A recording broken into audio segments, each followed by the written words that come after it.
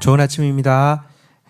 다니엘서 8장 1절에서 14절 말씀 보도록 하겠습니다. 1절 나 다니엘에게 처음에 나타난 환상 후 벨사살 왕 제3년에 다시 한 환상이 나타나니라. 자, 다니엘은 이제 벨사살 원년에 환상을 보았는데 3년째에 다시 환상을 보게 되었습니다. 벨사살 왕 3년 때는 사실은 이제 그의 그 폭정이 정점에 달하고 있을 때로서 어떤 의미에서는 택한 백성인 이스라엘에게 유대 백성들에게 희망이 보이지 않는 때였을 것입니다.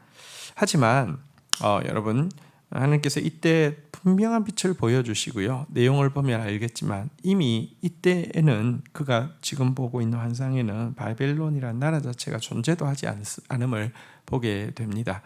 현재의 고통과 문제를 크게 보면 나를 삼킬 것처럼 보이지만 하나님의 관점에서 보면 사실 없는 거나 다름없는 문제일 경우도 많습니다. 2절부터 보겠습니다. 내가 환상을 보았는데 내가 그것을 볼 때에 내 몸이 엘람 지방 수산성에 있었고 내가 환상을 보기는 을레 강변에서이니라. 3절 내가 눈을 들어 본즉 강가에 두 뿔 가진 순양이 섰는데 그 두 뿔이 다 길었으며 그중 한 뿔은 다른 뿔보다 길었고 그 긴 것이 나중에 난 것이더라. 4절 내가 본즉 순양이 서쪽과 북쪽과 남쪽을 향하여 받으나 그것을 당할 짐승이 하나도 없고 그 손에서 구할 자가 없으므로 그것이 원하는 대로 행하여 강하여 졌더라. 자, 그는 환상 중에 장소를 이동하였어요. 엘람 지방 수산성의 을레 강변에서 이 환상을 보게 되었습니다. 이곳은 페르시아라는 제국의 중심지가 됩니다.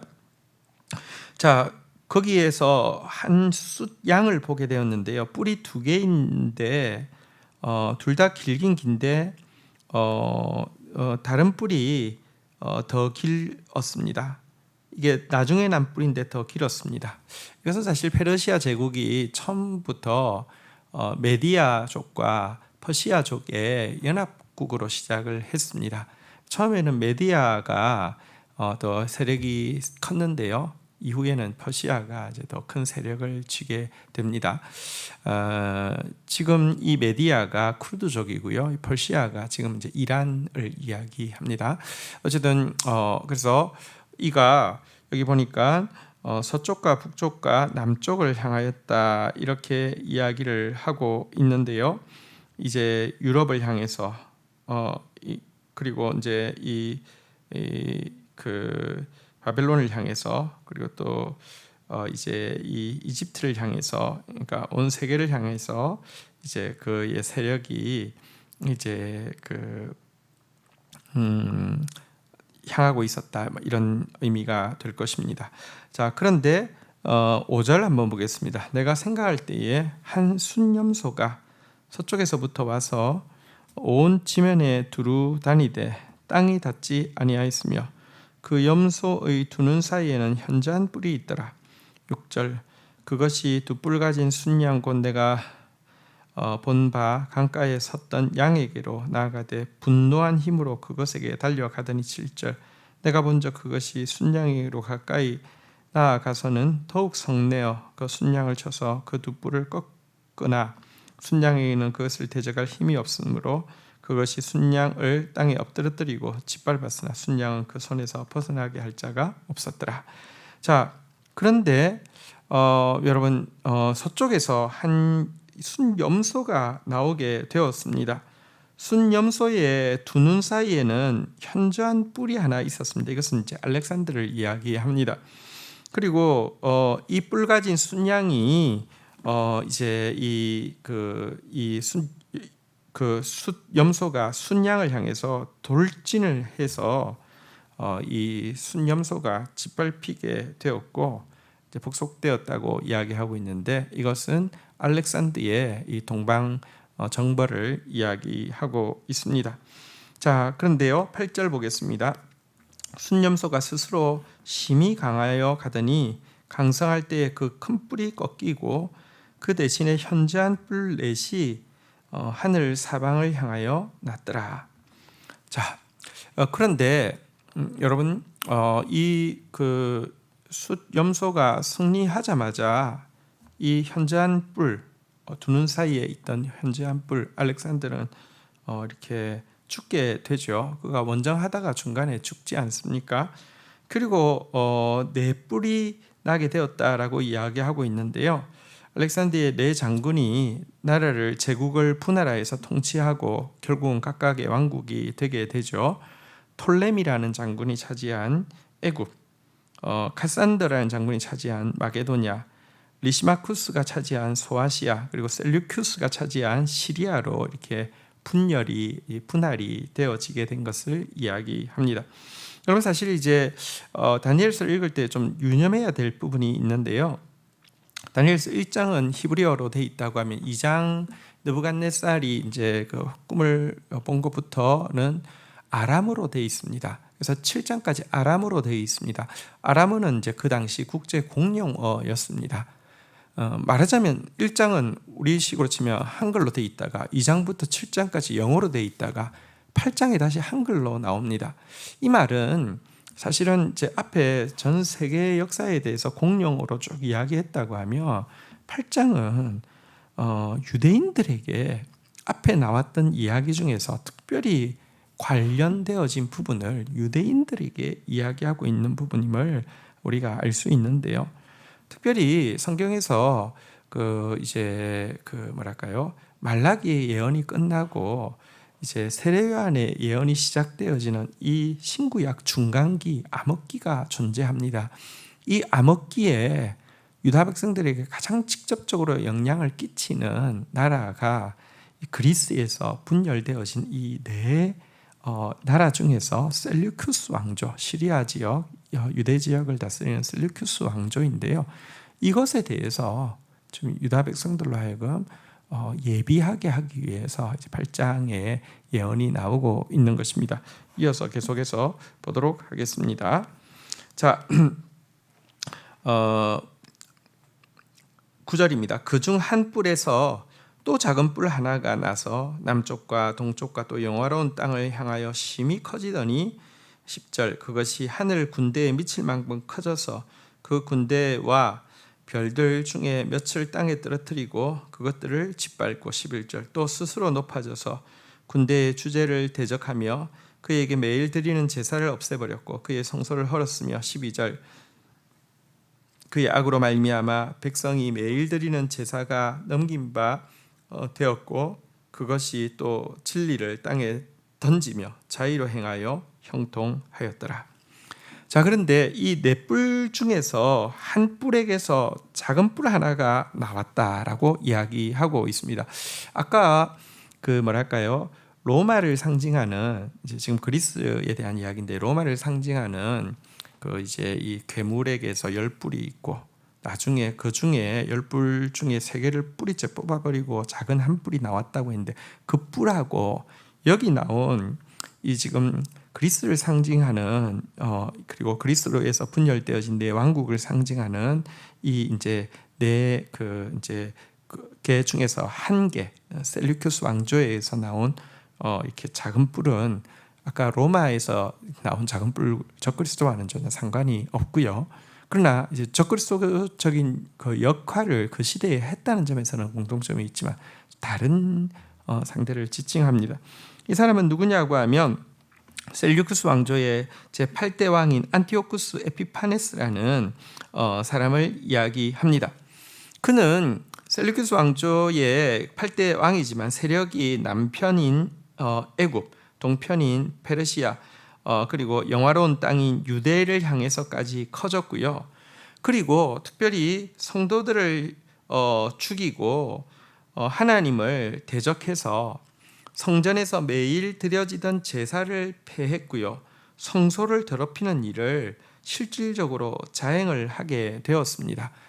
그래서 예루살렘 성전 안에서 학살을 행하고 돼지 피를 뿌리고 우상의 신상을 세워놓고 거기에 강제로 절하게 하고 그럼에도 불구하고 그는 형통하였고 그의 세력이 유지된 그래서 사실은 굉장히 유대 사회에서 가장 큰 고초를 겪었던 때가 이 안티오쿠스 에피파네스의 통치 시기입니다.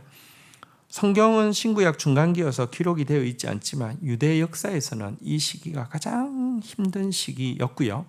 그래서 사실은 다니엘이 미리 이 시기에 대해서 예언을 해놓고 있는 것입니다. 자, 이어서 한번 좀 보도록 하겠습니다. 13절 내가 들은즉 한 거룩한 이가 말하더니 다른 거룩한 이가 그 말하는 이에게 묻되 환상에 나타난 바 매일 드리는 제사와 망하게 하는 죄악에 대한 일과 성소와 백성이 내준 바 되며 지팔필 일이 어느 때까지 이를꼬 하매 14절 그가 내게 이르되 2300주야까지니 그때의 성소가 정결하게 되리라 하였느니라. 자, 이 막 그 끔찍한 일을 보면서 거룩한 이들이, 그러니까 하늘의 천상의 존재들이 서로에게 이야기하고 있습니다. 이것이 언제까지 지속되어질 것인가에 대해서 물었습니다. 그러자 이야기합니다. 이것은 2300주야에 이를 것이다. 이렇게 이야기하고 있습니다. 2300주야란 대충 몇 년이 될까요? 360일이 이 1년 365일이 1년이지 않습니까? 그러면 이게 아마 대충 한 7년 정도의 시간이 될 것입니다. 꽤 긴 시간 동안 이 박해가 이어질 것이다라고 이야기하고, 하지만 그 이후에는 성전이 정결케 될 것이다 이렇게 이야기했는데요. 근데 여기서 우리가 한 가지 살필 필요가 있습니다. 안티오쿠스 에피파네스가 아무리 힘이 있다 하더라도 하나님의 성전을 더럽히고 모욕하고 하나님께 항상 드리는 제사를 폐하는데 왜 놔두십니까? 사실은요, 이것은 유다 백성들에게 책임이 있습니다. 마지막 선지자인 말라기는 보면 말라기서에 보면 하나님이 제발 성전에서 드리는 예배가 더 이상 드려지지 않도록 문을 닫아줄 사람이 일어나면 좋겠다라고 그런 사람을 찾는다라고 이야기하고 있습니다.